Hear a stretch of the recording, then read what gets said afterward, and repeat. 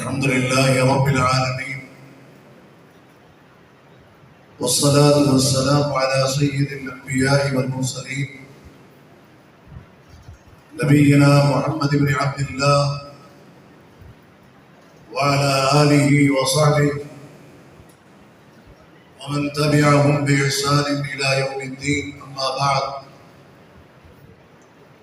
أعوذ بالله من الشيطان الرجيم. إن الذين يؤذون الله ورسوله لعنهم الله في الدنيا والآخرة. وقال رسول الله صلى الله عليه وسلم: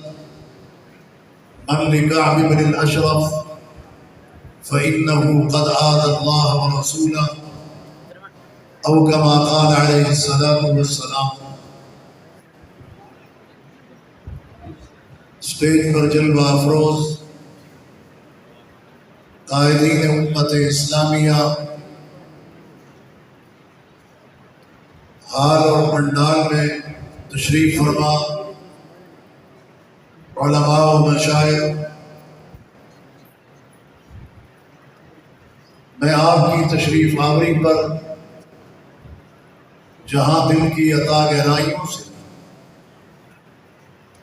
آپ کا شکریہ ادا کرتا ہوں، وہاں اپنے ان معززین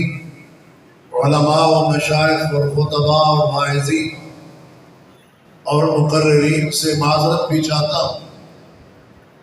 کہ وقت کی قلت کے پیش نظر جن کو آج کی اس مجلس میں ہم نہ سن سکے،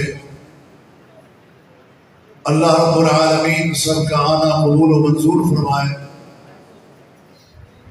جس طرح کے عنوان سے بھی آپ کو پتہ ہے کہ یہ عوامی جلسہ نہیں، علماء کرام کو بطور خاص دعوت دی گئی اور یہ تقریباً 1.5 مہینے میں اس عنوان سے میرا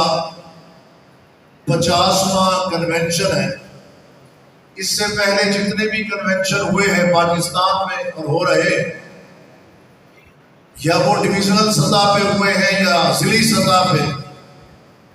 اور جہاں بھی میں گیا ہوں وہاں انہوں نے اللہ کے نبی صلی اللہ علیہ وسلم سے اظہار محبت و عقیدت کرتے ہوئے عقیدہ ختم نبوت کے تحفظ کے لیے اسٹیج بھی سجایا ہے اور پنڈال بھی سنوارا ہے۔ لیکن جب بھی احمد پور کی باری آتی ہے تو یہ کام میں خود ہی سر انجام دیتا ہوں اور پروگرام کی میزبانی بھی خود ہی کرتا ہوں۔ یہاں مہمان کی حیثیت سے نہیں بلکہ میزبان کی حیثیت سے کھڑا اور اسیر ملت اسلامیہ پروفیسر حافظ محمد سعید صاحب حافظہ اللہ تعالی، جو مسلسل 18 سال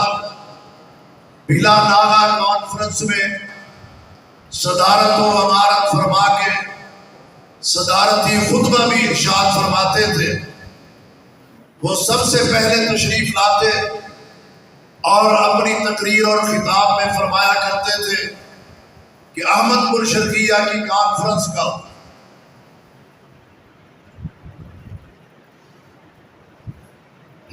میزبان میں خود اس لیے سب سے پہلے آتا ہوں، اور اللہ جلد وہ وقت لے کے آئے گا کہ ان کی زیر امارت و زیر صدارت انشاءاللہ پھر ہماری دائیں جانب وسیع و عریض پنڈال میں اسی شان و شوکت سے کانفرنس ہوگی۔ اللہ تیرے لیے کوئی مشکل نہیں، تو سالوں میں نہیں